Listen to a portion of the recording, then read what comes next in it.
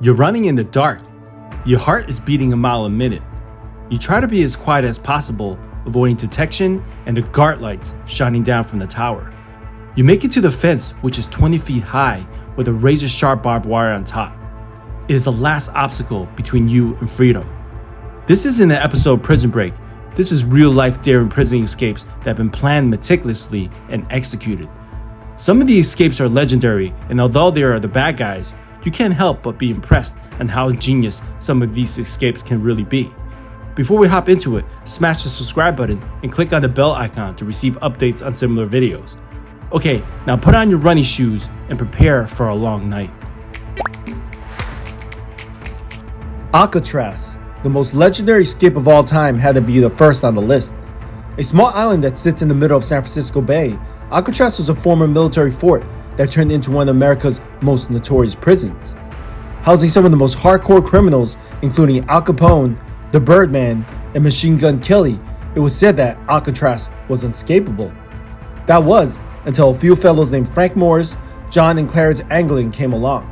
There was also a fourth, Alan West, who was part of the plan but never made it off the island. So let's focus on Frank Morris, who was the brains and mastermind behind this. Highly intelligent with an IQ of 133, and although his natural intelligence wasn't used for the good of society, he was able to use his smarts to pull off one of the most notorious escapes of all time.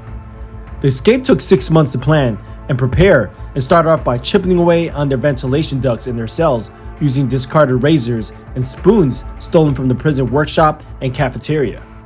The chipping was done during the daily music hour to mask the noise, and they hid their progress from the guards by painting cardboards to resemble the wall. They made dummy heads fashioned from a mixture of toilet paper, concrete dust, toothpaste, and soap.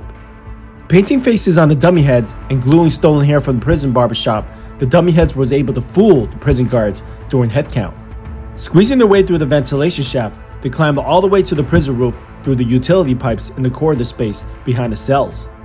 Using a handmade raft made from raincoats and small wooden pieces fashioned to be used as oars, the trio made their escape on June 11, 1962, disappearing into the treacherous waters of San Francisco Bay in the middle of the night. No bodies have ever been recovered, and although it's been claimed that Frank Morris and the Anglin brothers had drowned, the police received a letter in 2013 from someone claimed to be John Anglin, but it was never proven it was really him. All three men will be over 90 years old today, so if they did survive the escape, which means chances are we may never know what really happened that night. Escape from St. Vincent de Paul. Meet Jack Maserin, a convicted criminal from France who fled to Quebec in Canada to escape the French authorities, only to get on the wrong side of the law in Canada as well.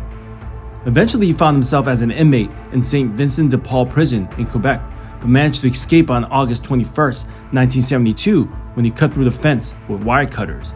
However, the real crazy part of the story comes what he does after he escapes prison, but also it dubs him the public enemy number one. Most criminals that successfully escape a prison will do everything they can to stay as far away as possible and never go back. Willingly, that is. Well, imagine the prisoner that not only escaped, but decides to go back to the prison voluntarily and gets into a Wild West type fireworks with prison guards in an attempt to help the other prisoners escape. Well, that all sums up Jack Maserin in a nutshell. Maserin was so resentful on how he was treated while in prison at St. Vincent de Paul that he decided to go back there with another hardened criminal, John Paul Mercier, in an attempt to orchestrate a mass breakout of other prisoners held in the maximum security block.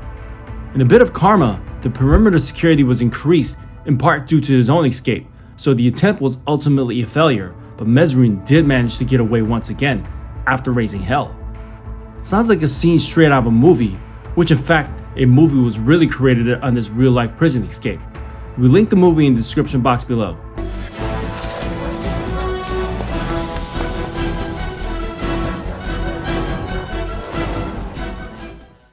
If you think our videos give great value, please do us a favor by sharing this video with others, liking and subscribing, as it will help our channel grow.